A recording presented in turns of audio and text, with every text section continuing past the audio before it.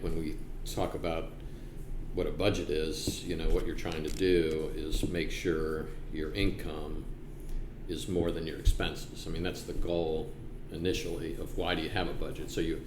Because otherwise you just wouldn't even know, like, how much do I spend a month? Well, you could spend more than you make, and then of course then you go into debt because you use your credit card and things like that. So a budget is very important to then kind of get an idea how much you spend, and then as you get an idea, then you say, oh, well, you add it up at the end of the month, and you have to compare that with how much your income is, and that's generally how you begin to, prepare this budget. So then once you've done that, once you've kind of figured out how much you spend per month, and which can vary because there's different kinds of expenses, but so you identify like your fixed expenses, like your rent and your phone and the reoccurring reoccurring expenses that happen every month, and you know how much they are, so they're fixed.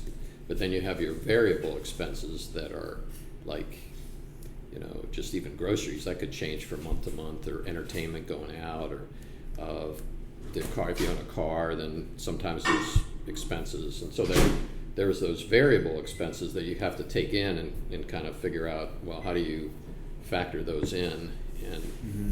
And what we used to call periodic expenses. So what you would do is average it out over the course of 12 months. So if you spent like $1,000 or let's just take $1,200 you spent on expenses for your car for the year, well, that's that's $100 a month that you spend. So you would kind of put that in your budget. You say, even if you didn't spend $100 that month, you kind of carry it over, I guess, on paper or whatever. But so that's kind of the basic goal of the beginner stage, is to make sure your income is more than your expenses, and that's you create some positive cash flow. So now you've then moved on to the intermediate level. So how does that make sense from just a average listener, if that's helpful? Yeah. I feel like I'm at the beginner level, because even though I've been doing a budget for a while, but like, I guess there's sort of levels of experience, or like levels of what you can get out of it, I guess, as far as like trying to save more money, right? That's instead of just breaking even. Yeah. Over the course of a long period of time. Well, the other piece of it too is you have to understand, like, for example, for anyone's expenses, there's certain minimal expenses that you have. I mean, yes, you have to have rent, you have to eat, those kinds of things. Now, if those basic expenses are still more than your income, well, then you have to make more money. So it's kind of one of those things where if you can't make it on the amount you're making, sometimes there's not anywhere to cut, unless you just don't eat. So you got to eat. So or like you're doing, you have a garden, so you're growing some your own food, and you're cutting down on expenses there.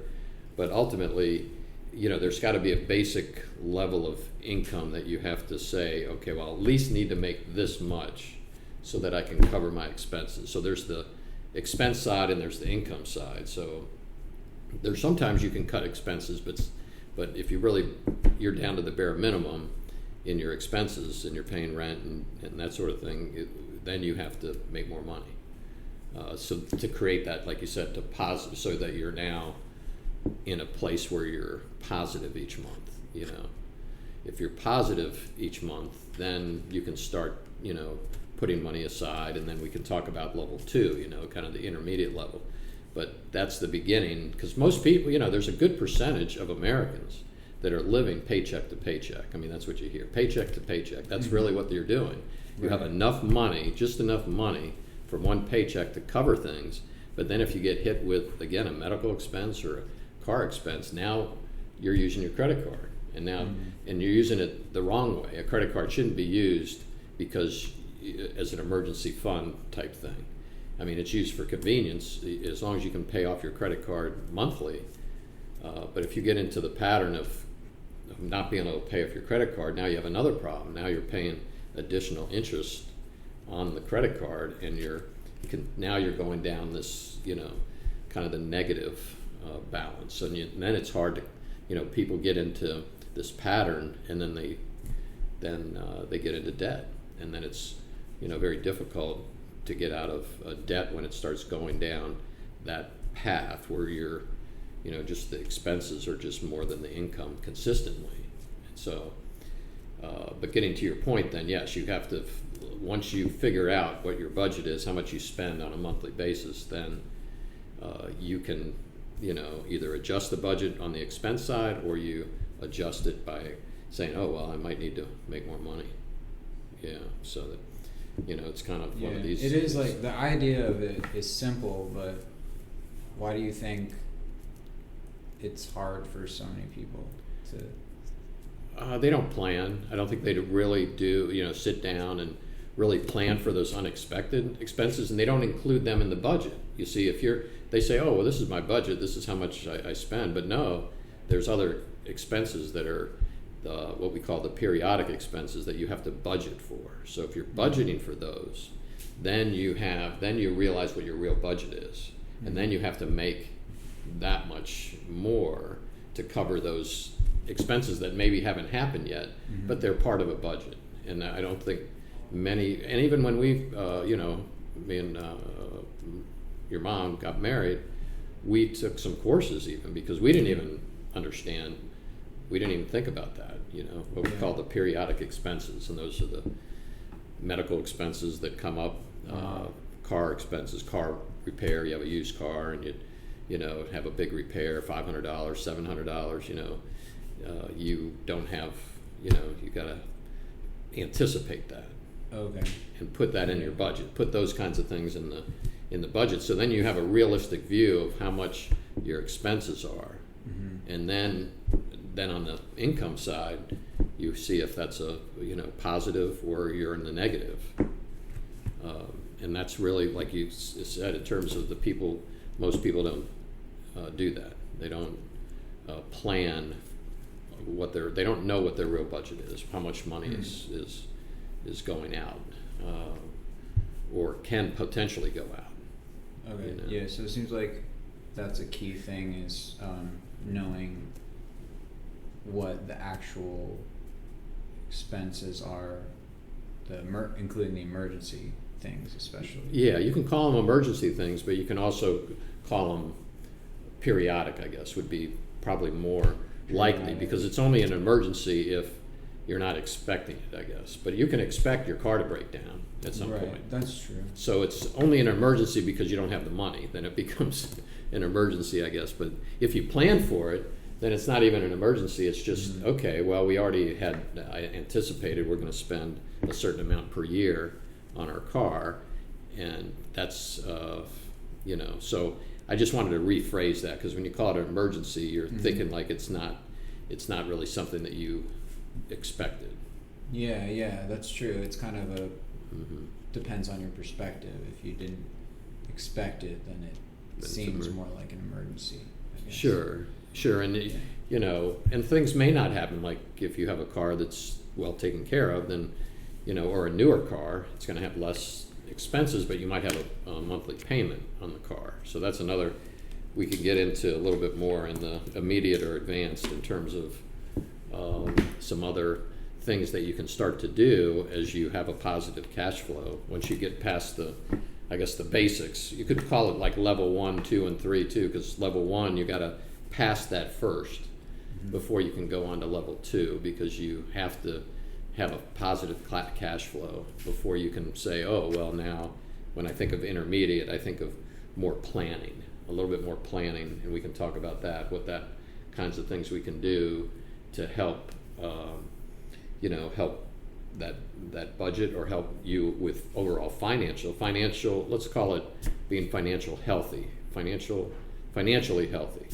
would be a great thing to become, or have a goal of being financially healthy, and then we can maybe talk about what that looks like. Okay, yeah. So like step 1 is to make sure that I know all of, like, I know all the expenses to expect, Yeah. basically, and then I'm not leaving anything out, because that's probably what gets people the most. Yeah, exactly. If something's left out of there that's unexpected, and then it ruins the whole plan, basically. Yeah, rules. If there was a plan. I mean, I'm sure there is. I have a plan, but it might just not be a good plan. Well, then you can relook at your plan. I mean, the plan doesn't have to just be in concrete, you know. A plan, especially with a budget. A budget is always, you know, you're always kind of improving on it, and but step one is also making sure that your income is more than your expenses. So that's the other piece that really has to happen. Otherwise, you're just, you know, again, you're a paycheck to paycheck person, which we've been, you know, for years. I could say that we were, you know, paycheck to paycheck just because our expenses were higher and we, you know, our income wasn't significant. So, you know, we were just kind of, you know, getting, you know, paying the bills and looking at our bank account and wow, there's not much there, you know, hopefully we will make it to the next paycheck, you know, that kind of. So that's the mentality, is you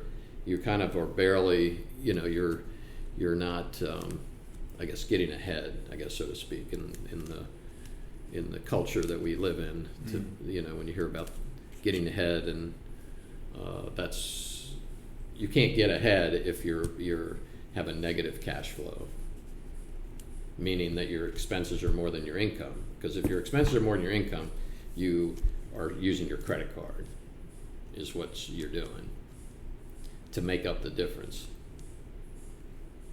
right? Yeah. I was gonna ask a question. So, like, Okay. what are some habits that you've learned in order to help have the result of having more income than expenses? Like, are there certain, like, what kind of habits have you had to, like, put into practice? Yeah, I think one thing, and that's good that you asked that question, because you know, way back in 2007, basically what we decided to do is do the envelope system, which, you know, many financial people would say that's a good system. Is what you're doing is you're actually putting cash in different envelopes. Not all the envelopes. You can't cover for every single category, but you have, you know, we had an envelope for groceries, we had an envelope for eating out, and this was a monthly envelope that we put a certain amount of money in each envelope. One was miscellaneous, so we did have a miscellaneous envelope. We had household expenses, we had I think clothing and a few others. And so the clothing one was more variable, so sometimes at the end of the month there'd still be money in there and we would just carry that over. But the grocery one, yeah, we would try to, that's the easiest way of being able to spend within your budget, is just, hey, when the cash runs out in that envelope, you know, you're done for the month. You know, we tried to, sometimes we borrow from the other envelope, but we didn't, but we would try to, you know, balance that out. And that worked. We did that for like 10 years. And we more recently stopped with COVID because people weren't using cash, but we used it for, let's see, since 2007 all the way to the pandemic in 2020 for like 13 years. And we just got used to it. Every month I would get cash out of the bank and put them in the various envelopes. And I think that helped. That's a good, you know, as far as a habit you talk about, that's one method that, you know, that works. Mm-hmm. You know, and so you know how much you can spend in those particular categories. It's well proven, I guess. I'd say, I don't have a scientific study about it, but most financial people will say that if you're using credit or debit, you're spending more money than if you were spending cash. Oh, so, really? Okay. Yeah. So it doesn't seem as real, you know. Kind of makes sense, yeah. Credit card, or you think you have the money and, you know, you just put it on the credit card and that sort of thing. But with cash, you know, you just don't spend as much if you're just using cash. Generally, that's maybe just habits of people and how maybe it's, you know, when they see the money, it's kind of a little harder to. Right. You know, it's just like, wow, I just spent $20, but on the credit card you don't even see it. You know, Yeah, or yeah. debit. I think that. I'm sure that's true. And I know a lot of people now use sort of like apps, phone apps for doing budgets and stuff. Sure. I think I could benefit from the envelope system. I mean, I used to use it. Yeah, I remember that. So yeah. I may start using it again. Yeah, I found that it was, definitely very helpful. And again, when you talk about habits, I guess that was a good habit to do. And you can't really do it for some variable expenses like the car. We did it for gas, though, in the car. We would put a certain amount. We could know generally how much we spend in gas. And this way it even helped with our credit card because we weren't putting as much money on the credit card. But the other expenses like a car repair expense, we didn't put money in an envelope for that, you know, for example. But we found with the basic expenses, you know, it really was helpful to kind of put a limit on that amount, so we knew, okay, if our budget for groceries was, let's say, $700, which seems kind of high, I guess, but that included, you know, personal items too, and for a month with 3 kids, for years it was $700 a month. So we knew, even though that can be a variable expense because groceries can be a little bit different. Yeah. If we had the cash, it's like, okay, we're just going to spend. This is how much we're going to spend, and it kept us in check, you know. So that's good. I guess everyone's got to find what method works best for them. Yes. Personally. Right. Not every one method's going to work for. Not everyone's going to really like using the envelope system. Exactly. Or it is going to work best. Or have cash, you know, and probably using cash, because then you're carrying around money and cash and that kind of thing. It's not as good. And then you have to figure out sometimes if you were out and you have some money you took out of one envelope and then you're spending money on some other envelope, you have to reimburse the envelopes. And sometimes what we'd even do is if we put something on the credit card that was in one of the categories, we would take money out of the envelope and put it in the credit card bill payment. So we were really disciplined that way, so that way we were accounting for things that way, and that worked for us. Right. Yeah. And I guess that brings up like budgeting within a relationship is also very different. Like, I guess requires different habits or practices than budgeting as a single person. Well, exactly. So, you know, we had a joint account, so we knew, you know, how much we spent. Both of us spent because it was in one account. But if you have 2 accounts, then you have to, you know, kind of reconcile, I guess, at the end of the month, just so that you can. Like, I still keep track of how much I spend per month, just because I like to, maybe because I like to do it. But it's a good, you know, it's a good way of just accountability, I guess, of, you know, of really kind of checks and balances, you know, in a marriage relationship, for example, to just be able to, you know, have it be a positive thing. I mean, it can be a positive thing, not so much a source of stress, if you're able to, you know, set some goals of how much you're going to spend and try to, you know, oh, well, you know, spent more this month on this, or you went out and you bought. There's another rule in a relationship is how much, or an agreement that you have to come up with of how much you can spend without discussing it with your spouse. And so there's different, you know, people have different opinions about it, but you have to, I think it's important for in a marriage relationship to agree, look, we're not going to go out and spend more than, let's say, $150 without, you know, consulting or something, some kind of decision. And that would be something you would agree on, you know, and then the person would say, okay, well, or the spouse might say, well, how about 200? And you have to negotiate. So that's negotiable, what we call a negotiable item, but those are very important to prevent the, you know, potential conflict. If you can agree on those kind of things, then it makes it easier when well, to avoid, unnecessary conflict, I'd say. Yeah.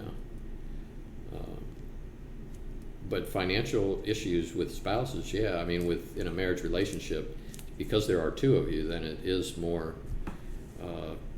challenging, because people come from different backgrounds in terms of how they spend money, or what they even think about money, and what type of family they came from. Were they savers or spenders, or really, frugal? And if you put a frugal person with somebody who likes to spend, then you already have a clash right there. You're gonna have a clash, so you have to kind of come to an understanding of, okay, this is my background, this is where I came from. Let's try to make a new agreement. Let's try to learn from each other then of what works in because you can use both sides have some things. Sometimes it's good to spend money. You don't have to be so frugal, but sometimes it's good to be frugal. So you kind of try to balance that out. Yeah. That's good. I was just thinking about how I'm trying to get to a more positive mindset with money, whereas I don't know why for so long it's been something that I just have really kind of hated to think about for some reason. And maybe part of it is just kind of like informing myself more about it, or like learning more. Maybe that's part of it. Is just I don't really. I mean, I took an economics class in college, but I guess maybe part of it is just it never really interests me to be like really interested in money. And so yeah, I'm not really sure where that comes from, but I'm trying to change my mindset so that it can be a more positive thing.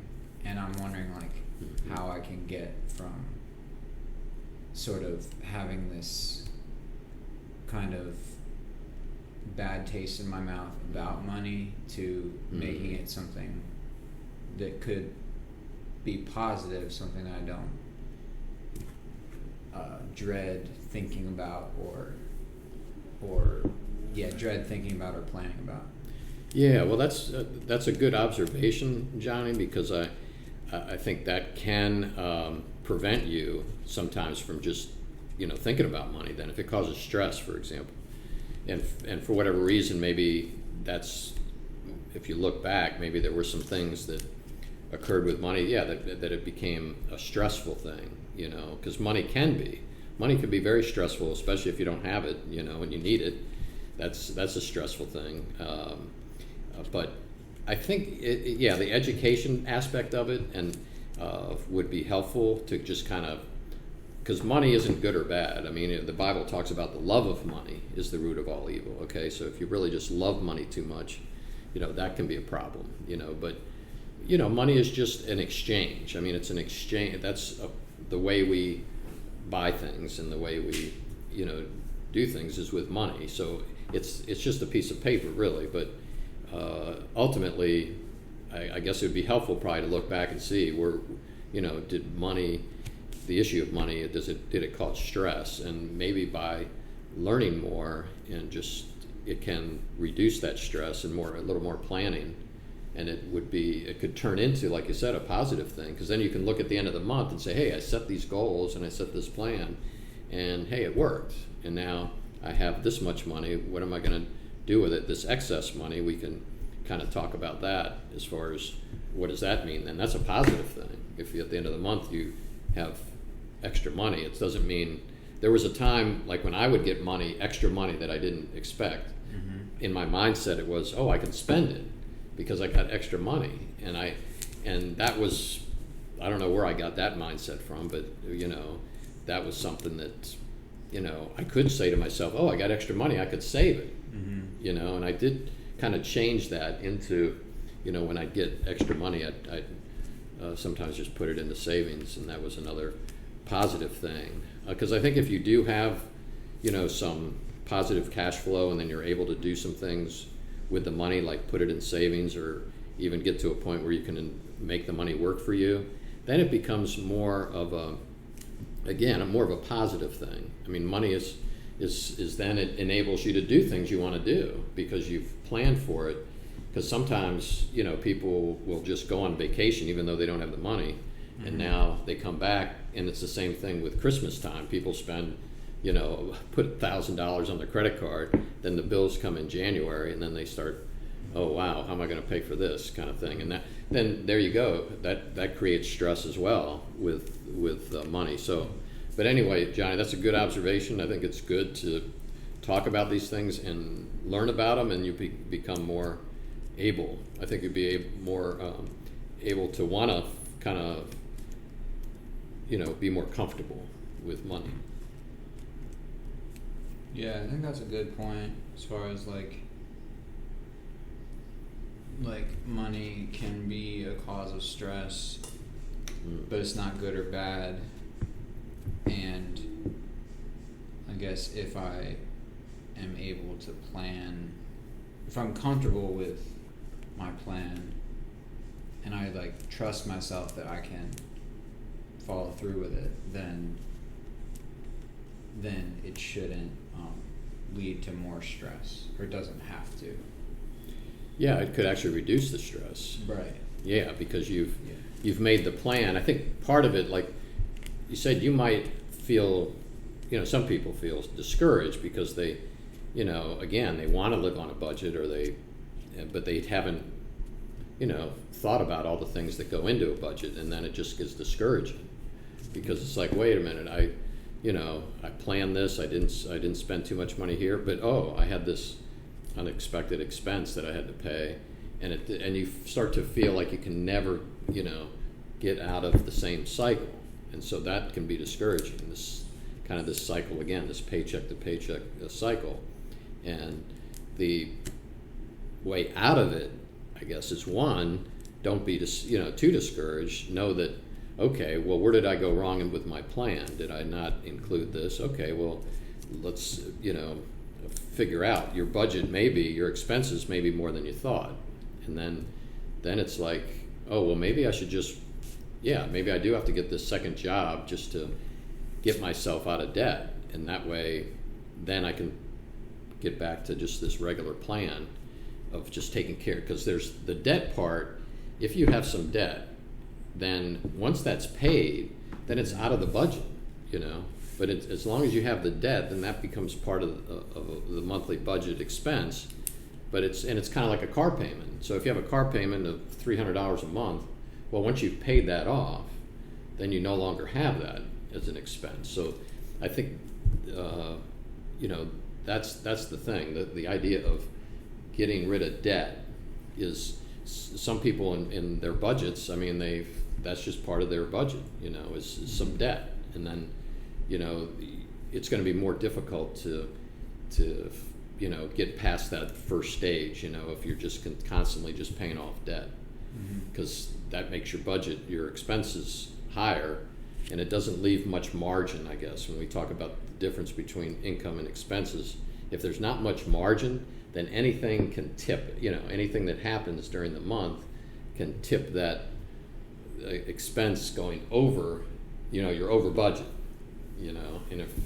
and so it can be a continual source of stress if that's the case. So I would, in your situation, it does seem like your expenses are relatively low, and it's just a question of making sure, like here's this sheet that Mom has. You can't see it on the recording, but it just is more of a picture of, okay, here's all these different categories, and then on this page it's like, this is your income, and then you transfer the expenses here, and then you add it up, and you have your income and your expenses and your total, and you're able to, you might have to do this for 3 or 4 months to really get a good idea of how much you are spending per month. Like with groceries, once you buy some of the staple items and that sort of thing, and then you have your garden or whatever, then you can kind of see a pattern of how much you spend each month. And the same with eating out, though, that can get carried away for a lot of people, eating out.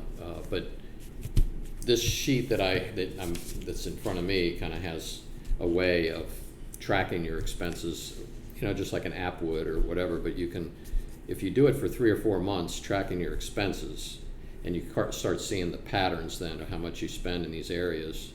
You can't just do it for 1 month. You got to do it maybe 3 or 4, and then look at your income. And I think that would be a good thing to do for anybody. That's the only way you know how to create a budget, is know how much you're currently spending. I guess you could just go to your checkbook or wherever, or your credit card and just add everything up. But this way you have the different categories. So we've passed the beginner level. That's all of that. Yeah, the beginner level. Yeah, I was gonna say that.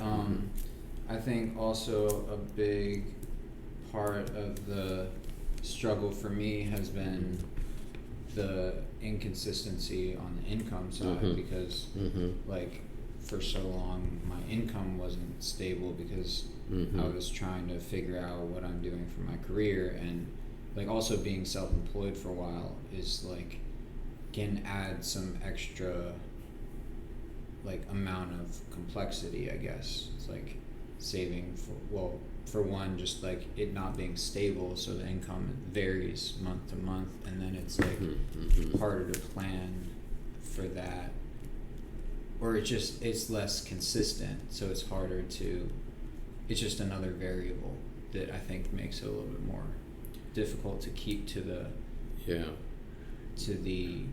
budget, or I mean it may have to be adjusted, but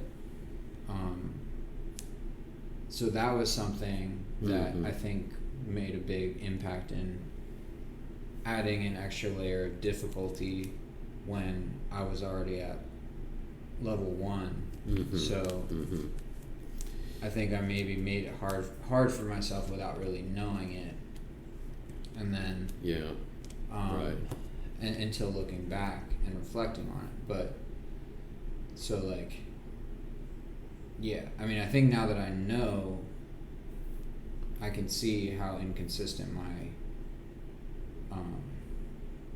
I can see how much that impacted my ability to deal with money. Just adding another difficulty, not having a consistent income, and also not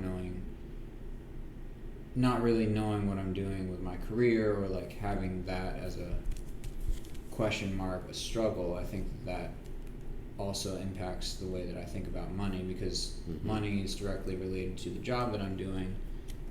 If the job that I'm doing is giving me stress, or I'm not sure that it's something I want to be doing, I think that carries over into money being like associated with stress and negativity.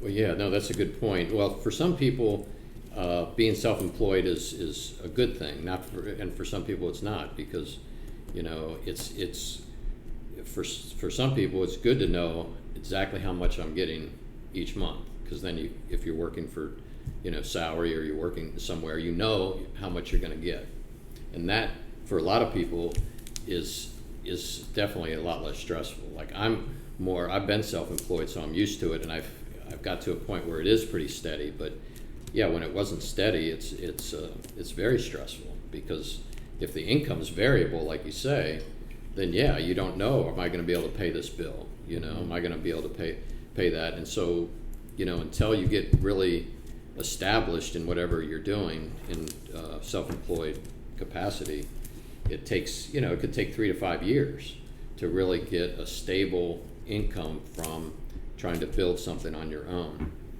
So maybe, Johnny, you're the kind of person, like a lot of people are, that it really helps to have just a regular paycheck coming in. And a lot of people, I'd say more than 50% of adults would not work for themselves because of the stress, because of the risk, because of the uncertainty of the variable money coming in. They just don't want to have that stress, because they'd want to have just a regular paycheck that they know how much is coming in, so they know how to plan. And I'd say that, I mean, that's just a guess, 50%. But I remember going out on my own. People thought, other lawyers were, some would say, "Oh, I wish I could go on my own, but I can't. I can't handle that kind of stress of, you don't get paid unless people come in and you get clients." And that was the risk. There's definitely a greater risk when you're self-employed, for sure. But you have some benefits too. But that is another topic. Yeah. Yeah, but for you, you've found, like, initially, you felt that, or when did you feel like you could handle it? I guess, like, how long did it take you being self-employed before you felt like comfortable with it? Well, it really, and I underestimated. I think the thing that made it so uncomfortable is I underestimated how long it would take to have an established, reach a point. So it really took about 5 years of being on my own to where I was having a steady amount. So that's a lot of time. That's 5 years. I mean, we kind of were, we're definitely not in good financial shape. We were not financially healthy for those. We had some money to fall back on too, but it was probably not the best thing to do to get married. Like, I was already going on my own when we got married, like when we first got married. So it was already, I had already planned to do that, but to start a family was not really the wisest thing to do, to add more expense. So we learned from it, but it does take, I think it's hard to know when you're self-employed. It's hard to know when you're going to start making a level of income that will sustain, and cover the expenses. That's the uncertainty, because you don't really know. Right. Yeah.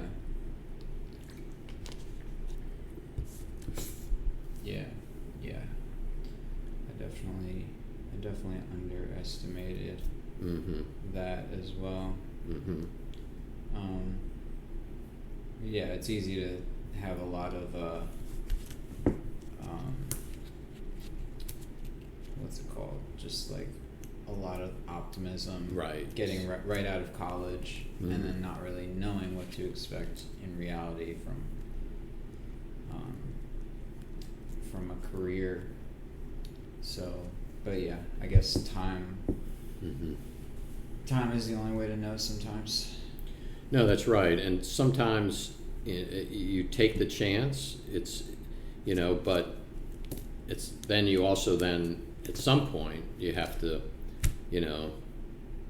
make adjustments, and then you can do kind of a hybrid. Maybe you can, on the side, you can pursue something as long as you have the income over here that you're bringing in that's steady. Then you can say, okay, well then I can do some of this over here, whether it's music or whether it's interpreting, or you can build something, while you're working and getting a regular paycheck. You can, on the side kind of, build something. And that's what people do, when they want to open a business, for example. They can't just go out and open a business. They might be working and doing something during the day and then maybe trying to start a business on the side. Yeah, I think that was my mistake, is I wanted to go like straight for having the dream job and skip the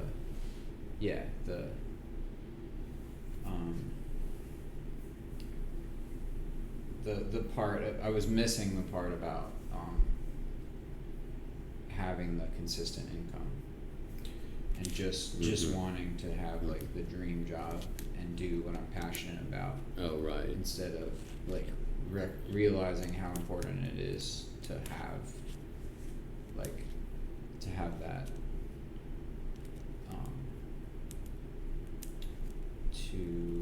to have that comfort, I guess it's kind of like a comfort. Financial health. Yeah, definitely. Is a comfort. Well, and like you said, the consistent paycheck. The consistent paycheck that comes in every week, every 2 weeks, or whatever.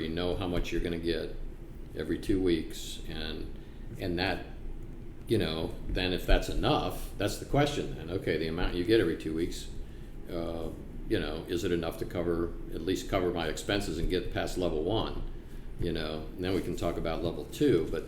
But just also, when you start out in any career, you're going to be making less, right? Mm-hmm. So you're going to hopefully advance and begin, to make more. But there's many starting jobs that start off low, and then there's opportunity for advancement and that sort of thing. So that's another thing that you're considering when you're taking a particular job. You're saying, okay, is there room for, advancement and making more money, and okay, maybe I'm just making it now, but if I can just stick with it 3 or 4 years, then maybe there's going to be a jump in salary, and that helps too, to get you to level 2, get you to the intermediate level, because sometimes, just starting out, you have to start at the bottom, and there's not as much salary at the bottom until you gain experience, and then you become more, marketable and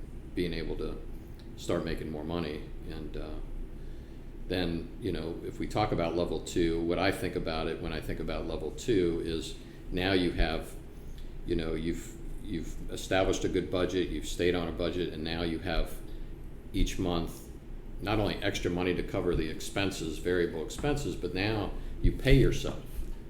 You pay yourself like it's really a savings account, but you write a check to yourself and you put it into a separate account, into a savings account, and now you are starting to build something there. Now you don't have to have a specific plan for that money, but you have what many people would say have an emergency fund that you start building. And some people will say, some financial people will say, we'll have 3 months of expenses in an emergency fund in case you lose your job, and something like that. And then also, you have these different pots. And I remember giving you this article recently by Michelle Singletary, who talks about the different pots that her grandmother did. And you have the car fund. Okay, so instead of what most people do is you get a car and you finance it and you make payments, and then of course you're paying interest.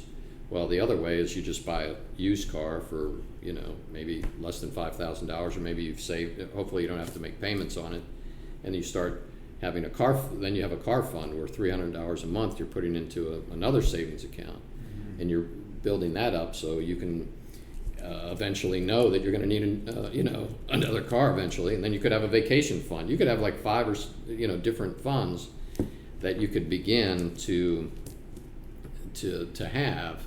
And again, that becomes very, comforting, because now you've really have some money there. Say, oh, can I go on vacation? Yes, I have. I've saved up $1,000 here to go just for vacation. That's what it's for. And you can do those things, and without going into debt.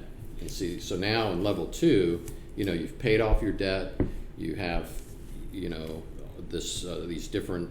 You have enough cushion to where you might have $500 or $750 extra each month, besides the the car expense, maybe things that aren't every month. But then you have this additional money that you can put in these different categories. And then I have this great verse from Proverbs that talks about he who gathers money little by little makes it grow. Proverbs 16:11. So you're talking about, even if you're putting a little bit away each month, it does add up. It adds up, and okay, in the bank, it's now you're maybe getting close to 4% interest. So your money's growing a little bit, trying to keep up with inflation. But that in level 2, you're able to have more pots that you can put money into, and the idea is to have it separate from your regular account, not have easy access to it. You're not going to tap into it. You're not going to go into the car fund. You're going to keep putting money aside, and it's like you forget about it. It's like you don't even, I can't use that for, paying for something else. And those kinds of things, again, those disciplines, Johnny, really start to have you feel really good about money, because now you're putting it to better use and not just spending it, and not just it just going away. It's actually, you can see a purpose. Your money is serving purposes, and it's, you know, it's just a result of good planning, you know. And then I guess just to add on the kind of the level 3 is that's where you really start to make your money work for you in like investing in stocks.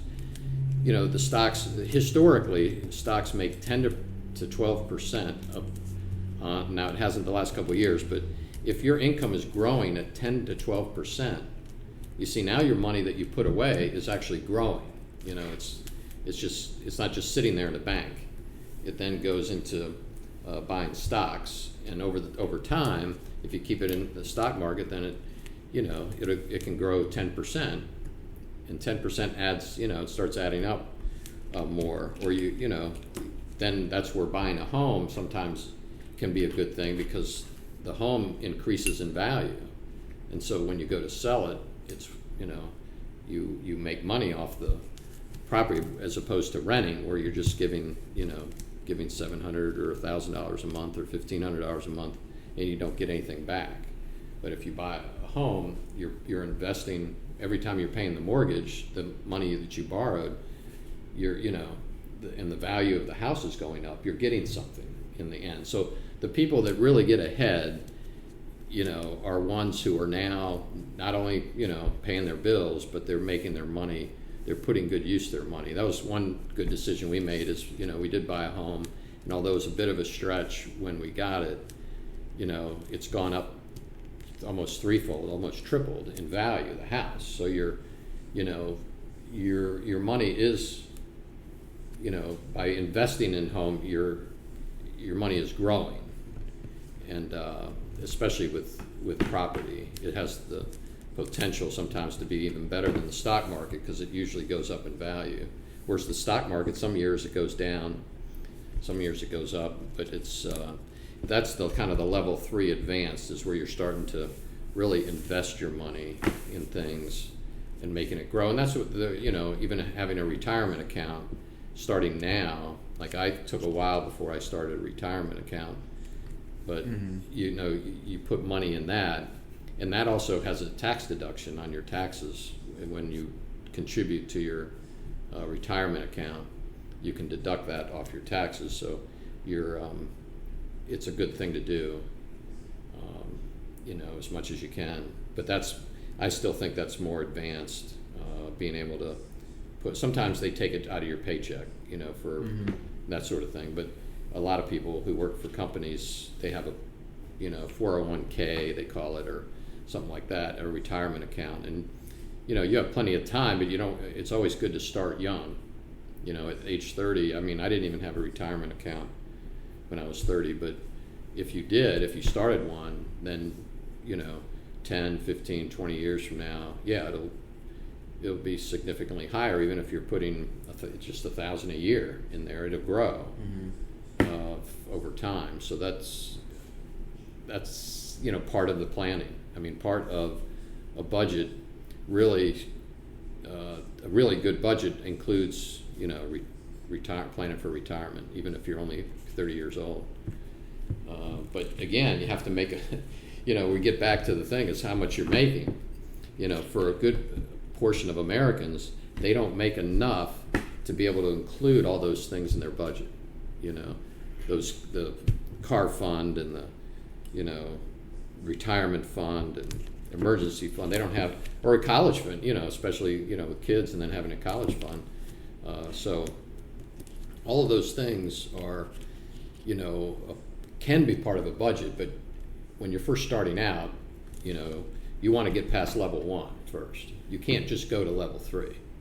You know, you have to, you know, you can't skip levels 1 and 2. You have to establish a good budget, being able to make a certain amount of money, and then once you've done that for a while, then you can say, oh, well, you know, can I have a job where I can make more money, or am I getting more experience at my job so that I make more money? That will happen. Like in your situation, I mean, you're continuing to gain experience, and then you'll become more of an asset and more of a situation where you might be able, you know, you will be able to make more money. So that's something that takes time. So you can't. Same thing with income though. You can't start at the top. You got to start at the bottom. Some people want to start at the top and they start, doing things that are unethical or doing different things to try to help, make more money. But can't do it that way. Yeah. Yeah, I think that was a good it's a good first lesson. I feel like I have a lot to digest there. Oh, I know, it's a lot. We talked about a lot in terms of the different levels and that sort of thing, but I'm glad. No, it's good to talk about these things. I mean, and I hope, Johnny, that you talk about thinking about it in a positive way. I think if you continue to be comfortable with these things, or just you will. I think you will see it positive. It is kind of maybe an unknown, maybe because it was such an uncertainty. Maybe it's like you kind of stayed away from it, but it's it's not that complicated. But it only if you are willing to spend the time, like with the whole budget thing, making notations of how much you spend in these certain areas, then I think you'll, over like a 3-month period, you'll begin to see more clearly. Yeah, I think I agree. So this is my gift to you. This is there, those 2 sheets there. You need both of them. Yeah, I know. Yeah, I'm on this journey. Okay. So good, very good. Now it's a good journey. Hey, Johnny, I didn't take any course, like when I went to school. I didn't take any. They don't teach this in school, unfortunately. They don't have like courses. I think maybe in like middle school they tried a little bit of budget or whatever, but I think this is an area that really I think vast number of young people are just not, unless they learn it at home, I guess, but they're not learning it when they start out on their own. And you think about the athletes, for example, athletes who get so much money, and many of them, after a few years of being retired, they're like broke. They have no money because there's nobody who really helped them to plan how to, handle money. And so, people could be making $1 million and still not have, and spend more than they make. They can spend more than they make even with making $1 million. Yeah, that's really sad. Well, it is sad. It's sad. It's how they could possibly that can happen, and it does. Yeah, well, it does happen. It makes sense that it could happen if no matter how much you make, if you don't, I don't know, if you don't have the, I guess it's not really a mindset, it's just like not having planned it out or foreseen what, like not having thought it through necessarily. Or maybe it's just like no one taught them what they needed to do, I guess. Well, exactly. Well, it's the same with the lottery. It's like, I don't know if 90% of the people who win the lottery are broke within a few years. Because for one, everybody's asking for money. But they don't know how. They've never had that much money before, and yes, they spend money here, they spend money there, and that's the whole thing. I mean, money, again, it's not either good or bad, but it has, it can have power, I guess. For some people it means different things, but if money can be your friend, then that's a good thing. It's not your enemy, but right. But you can't take it with you either. So you just want to have money. Money helps you plan. I think money helps you plan things, whether it's gives you freedom to do different things. It also helps you to plan for unexpected things, and it helps you to save for future things that maybe you'd want to do in terms of travel and in terms of other things. So all of those things are good. Yeah, I definitely get like the feeling, if you feel like if you just won the lottery or something, then someone might feel like, I mean, there's a sense in which they probably feel like the money is endless. Mm-hmm. Maybe for like a time, that it's like that even though they have a lot of money, they're not really necessarily thinking about it, just like offers them all of this freedom all of a sudden. Well, right. I think the other thing too is, for example, like there's many things that all of us want to do if we had more money. For example, I would travel more, and hey, what would you do with $1 million? Well, I'd do this or I'd do that. But what happens is there's people who've been deprived or feeling like they've been deprived because they haven't had the money, and then all of a sudden they come into a lot of money, and it's like, oh, all these things I've wanted to do all this time, and right. You try to catch up on everything. yeah, they do everything. They feel that they're entitled. So I won this money finally.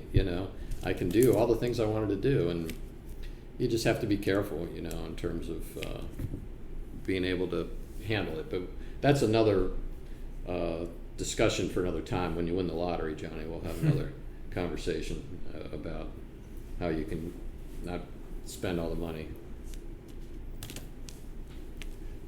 Cool. Yeah. Okay. I think that was